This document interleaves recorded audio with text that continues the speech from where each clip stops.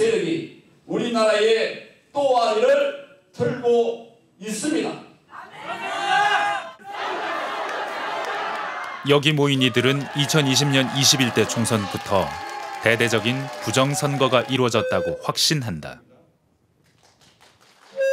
대통령이 부정선거를 밝히기 위해서 비상계엄을 선포하기에 이르렀습니다. 부정선거를 해도 이 우파가 165석은 나오지 않겠느냐 그랬는데 그때 100석 가까이 나왔어요. 아 진짜 무서운 나라구나. 이게 정상적인 나라. 요 모자에 이거 수건은 어떤 의미예요? 우리가 태국계잖아. 미국 국기도 있어. 우리가 태국계하고 미국이 한미동맹. 이거는 부정선거 아웃이잖아. 트럼프 전 세계적으로 투표 훔치지 말라는 거 아니에요. 선거. 네, 선거 하지 말라는 거 아니에요. 부정선거에서 아웃이니까. 스탑 더 스틸. 네. 트럼프가 한 소리다. 부정선거를 믿는 이들은 윤 대통령 탄핵을 반대하고 비상계엄도 지지한다.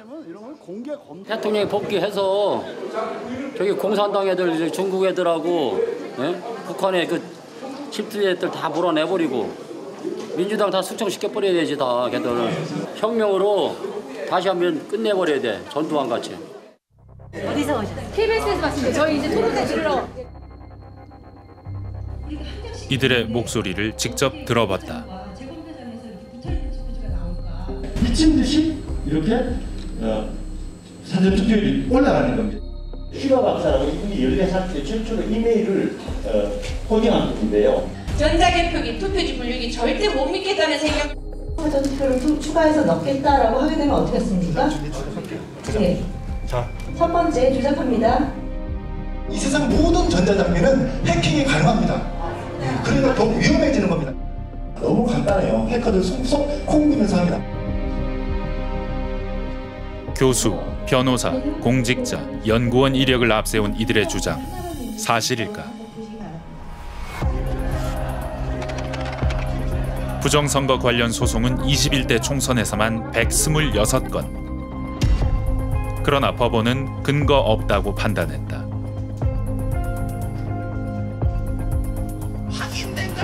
22대 총선 수사는 어땠을까? 부정선거 의혹은 모두 무혐의로 종결됐다.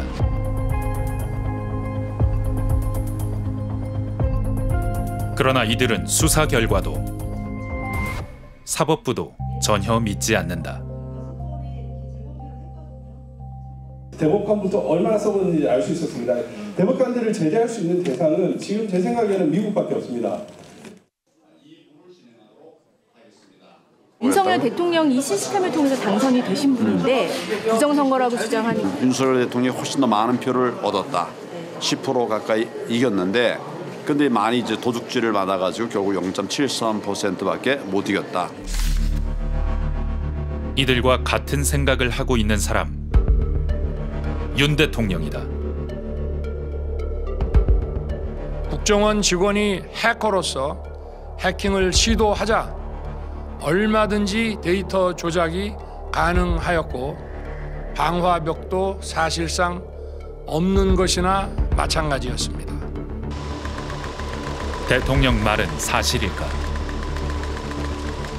윤 대통령께서 말씀하신 방법이나 그 유튜버들이 뭐 이렇게 하면 해킹이 된다, 뭐 다양한 얘기를 하고 있는데 그 방법으로는 해킹이 불가능합니다.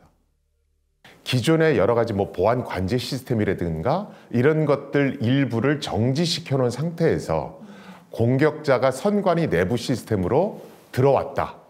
이런 전제하에서 보안 점검을 한 겁니다. 그래서 실제 정상적인 환경, 즉 보안 관제 시스템도 다 가동시키고 여러 가지 방화벽 같은 것들도 전부 다 100% 가동을 시킨 상태에서는 국정원이 했던 그 해킹 시나리오가 먹혀들질 않습니다. 해킹, 개수기 조작, 투표함 바꿔치기는 모두 불가능하다고 홍보하며 걱정 말고 사전 투표 해달라던 사람 바로 윤 대통령이었다. 사전 투표 반드시 해 주셔야 됩니다. 자신이 당선된 선거 시스템조차 믿지 않은 그는 비상계엄을 선포했고 부정선거 증거를 잡겠다며 무장한 군인들을 선관위로 보냈다.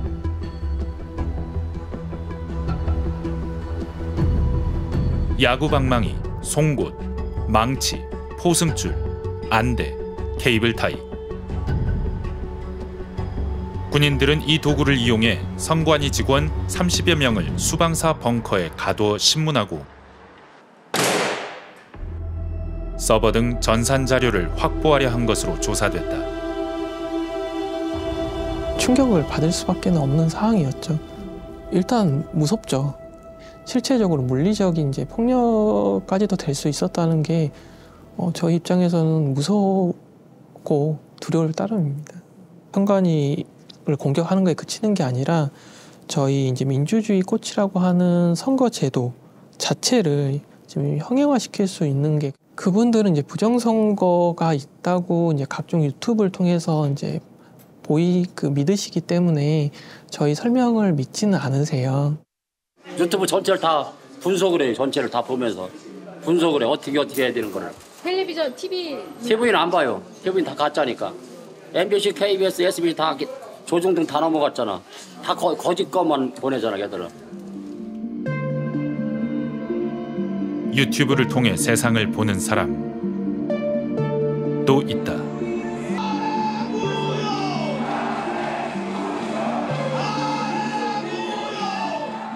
네, 여러분들 윤석열 대통령이 이 현장을 보고 계신다고 합니다.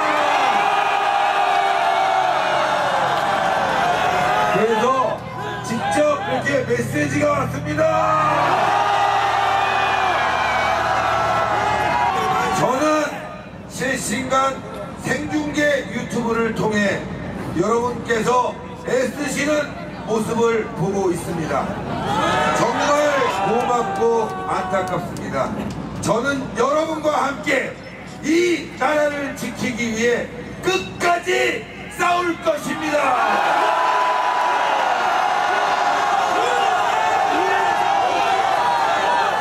눈물 나죠? 대통령께서 부정선거 이야기를 하시니까 부정선거를 얘기하니까 유경준 의원이 거기에 대해서 이제 조목조목 반박을 한 거예요. 예. 유경준 의원이 전직 통계청장입니다. 그런데 이제 대통령이 이제 그 유튜브에서 나오는 것들을 하나씩 이야기를 하시더라. 조목조목 다 반박을 하니까 매우 화를 내시더라. 아마 그 뒤로 유경준 의원은 대통령을 한 번도 못 만났을 겁니다. 쓴소리를 듣고 싶지 않았던 대통령. 자신에게 비판적인 언론은 대놓고 배제했다. MBC가 뭘 악의적으로 했다는 거죠? 뭐가 악의적이에요? 대통령실이 MBC 측에 대통령 전용기 탑승을 불허하겠다는 방침을 통보했습니다. 종편 기자들도 질문을 했지만 MBC 기자는 이번에도 호명되지 않았습니다. 제가 올해 열린 세 차례 기자회견에 모두 참석했거든요. 네. 근데 모두들 예상했듯 질문 기회는 없었습니다. VIP 경로설 언급이 담긴 통화 녹취 파일을 확보했습니다. 최상병 수사 외압 의혹이 점점 대통령을 향해 가던 상황.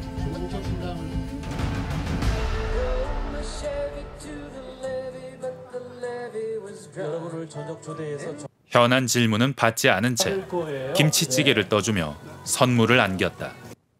국민들이 보기에 흐뭇한 모습이 아닐까 싶기도 합니다.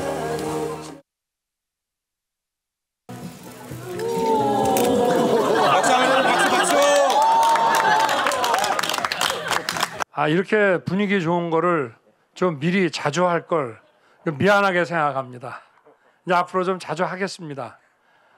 홍보수소 여기 어디 있어요? 지금 언론재단 연수가 지금 몇 분이나 가시나? 내년에는 한 80명 정도로 좀 늘려볼까 이렇게 생각을 하고 있습니다. 예. 그래 저희가 하여튼 이런 그 언론 문화 정책의 일환으로서 하여튼 내년부터는 하여튼 세 자리로 한번 만들어 봅시다. 그래서 우리 기자 여러분 파이팅! 파이팅! 김건희 여사가 디올백을 받는 영상이 공개돼 여론이 들끓던 시기.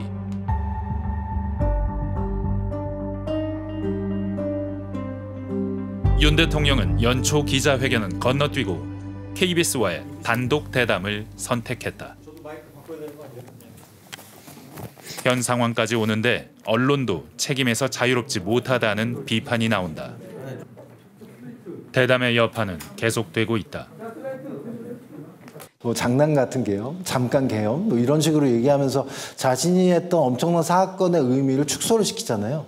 저는 거기에는 나름대로 언론은 자기 편이라고 하는 자신감이 있었기 때문에 그런 식의 얘기를 할 수 있었을 거라고 저는 봐요. 바로 그런 의미에서 보게 되면 역시 민주사회가 적절히 굴러가기 위해선 언론이 제 역할을 해야 한다.